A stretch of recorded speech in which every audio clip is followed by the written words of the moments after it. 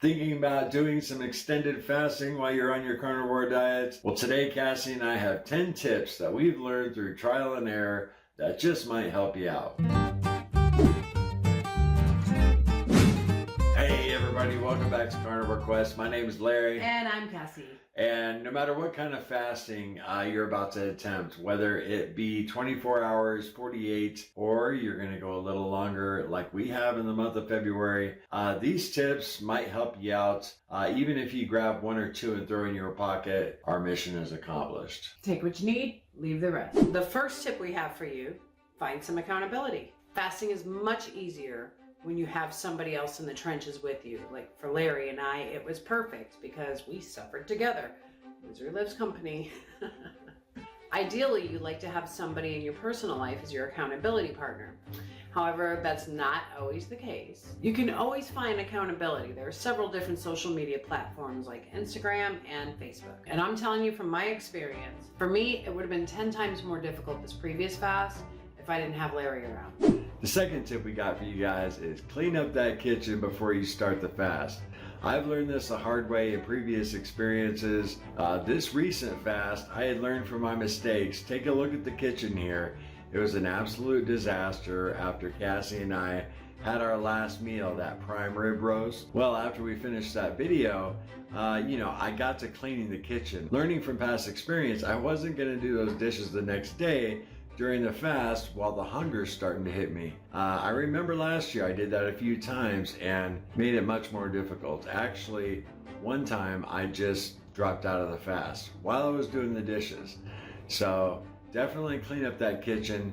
It gives you a little mental boost too, because really, unless you have somebody to cook for in your house that's not fasting, you're not gonna be in the kitchen a whole lot. And for our next tip, put a sign on your refrigerator. Absolutely. As you can see, are you really hungry? Larry made that about a year ago. Yeah, over a year ago. Been up there ever since. We have it up there all the time, and if we didn't have it up there when we were fasting, I would definitely make a new one. Personalize it to yourself. Do not enter or danger. Now, if you have someone to cook for in your family, your kids or your spouse, it's hard to avoid the refrigerator. You're just gonna have to white knuckle it. Or just put some police tape over it. You're not gonna be there for about a week or whatever. Duct tape around the handle. Yeah. But as far as wandering into the kitchen, you know what I'm talking about, where you just like blindly for no reason Open every cabinet, right. Open the refrigerator 3 times. Exactly. You go in there and you just stare in there. A sign is really helpful as you're approaching the refrigerator to kind of snap you out of it. Yeah. I've done that so many times, and I've seen her do it. Just mindlessly walk into the kitchen like a robot, open the refrigerator, and just stare. Even with the sign. So I wonder if maybe we put like flashing lights on it. Seriously, you wouldn't miss it then. You got some strobe lighting. I have done it with the sign up, but the sign stopped me before. Yeah. So you might want to try it if you're a fridge browser like us. And the next $1 million tip we've got for you, do not feast before you fast. Larry and I made this mistake on our most recent fast. We had all that prime rib the day before our fast, thinking that we needed all those calories and that extra fat to keep us going. What we think happened was our metabolism kicked into high gear, using all that extra energy to digest the food that we had just taken in. And 16 hours into the fast, I was already experiencing real hunger. And we also think that contributed to our extreme hunger on days 3 and 4. But the next time we do the fast, we won't feast before, we'll just have our regular meal. The 5th tip we got for y'all is get something to track your glucose and your ketones. During this 14-day fast, a lot of our viewers recommended we get one, and they couldn't believe we were doing such a long fast without it. We kind of took heed and we ordered one off Amazon. We're really happy with it, and the cool thing about it is it just makes it more fun. Even on our carnivore diet in general, it's going to be cool to use. But during a fast, it's definitely cool to check your numbers as you go. It's motivational. When something's more fun, it's generally easier to stick to. And it gives you a peace of mind. You check your blood sugar, make sure it's not dropping too low. Check your ketones, they're firing up. We have an Amazon link down in the description like we do for anything we highlight on the channel. We really enjoy this one. If you guys use that link, we make a few cents to support the channel at no extra cost to you, so it's a win-win. But no matter what brand you end up getting, we highly recommend you get one of these gadgets. They're pretty cool. Number 6? Number 6 is take your electrolytes, man. Yes. It's definitely important. You know, carnivore diets, ketovore, you're expelling a lot of fluid. You got to keep your electrolytes up. But when you're fasting, we doubled our electrolyte intake. So this is common knowledge, but just for anybody new, keep your electrolytes up. Good idea. Mm-hmm. Oh yeah, and hit the like button. Yeah. Do you know what number 7 is? Tell me. Go to bed early, or at least plan on going to bed early. Yeah, you need to take your own advice there, pal. Yeah, I know. Early on in the fast, I barely got any sleep, and it was not a good thing. But I'll tell you, this might happen automatically, huh? Because you get into day 2, day 3, and you almost want to run away from that hunger. You know, I mean, you're not chilling on the couch watching TV till 11 o'clock at night. Mm-mm. You want to go to bed. To get the hunger off your mind. So just maybe consider scheduling an early bedtime and make it easier on yourself, because it really helps when the hunger strikes. Doesn't it? Yeah, to get to bed early and what we call run from the hunger. The next one we got for you guys is don't put too much pressure on yourself. You don't want to attempt a 14-day fast the first time out. You got to work yourself up to it. If this is the first time you're trying a 36-hour fast, listen to your body. You know, you're going to get hungry, and recognize those hunger signals. Don't give up the first time you're hungry, right?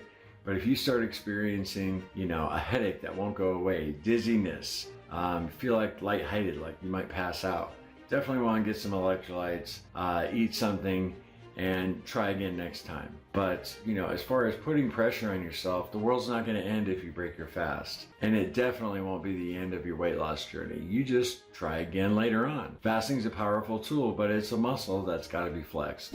And our next tip is about black coffee. Now, you can have black coffee, you can have black tea, and you can have water. But one thing that's a little bit difficult, especially if you're a cream lover like myself, is black coffee tastes bitter. A little bit of that black coffee. There are a few different methods to make your coffee taste a little less bitter. One of those being a French press. You can also use a pour over or even espresso. And we made a great video on this very subject. Larry's gonna put a card right up here, right there. You don't have many friends during an extended fast, but one of those friends is coffee. And if there's a way for you to make it a little less bitter and a little more smooth, I think it'll definitely increase your odds for success. Our 10th tip for you, and it's not the final one because we got a bonus one for you, is keep busy. I really learned how important this was during this most recent fast. When I was sitting at the desk working on channel stuff, day 8, 9, 10 of the fast, I was hungry. You know, it's this distant hunger.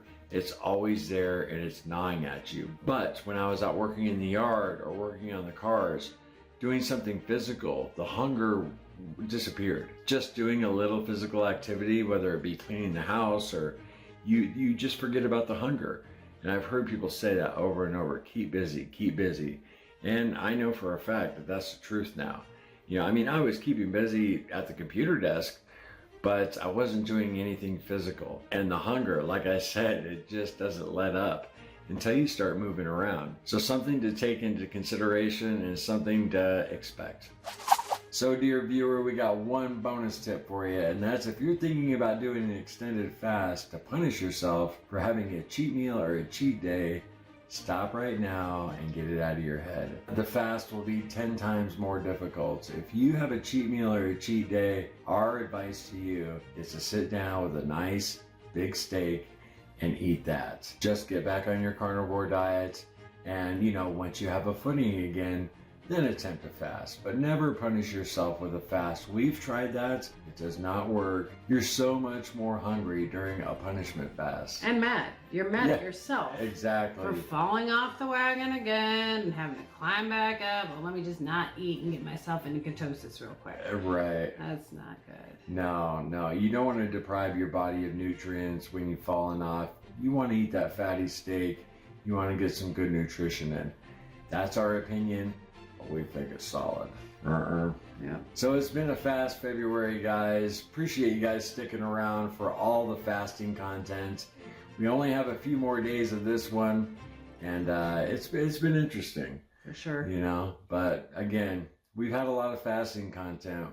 We really appreciate you guys watching it all, because it has been really important for us. We're really glad we've done this fast February. It's actually been amazing. So we'll see you in our next video, guys, where I reveal my weight loss after 14 days of no food. Yeah, I can't wait. I have not been on the scale, so you will find out right along with us. We'll be shooting that video on the 14th. It should be out to you on the 16th. Until next time, guys, remember, no sugar, no carbs, and no cheating. Later.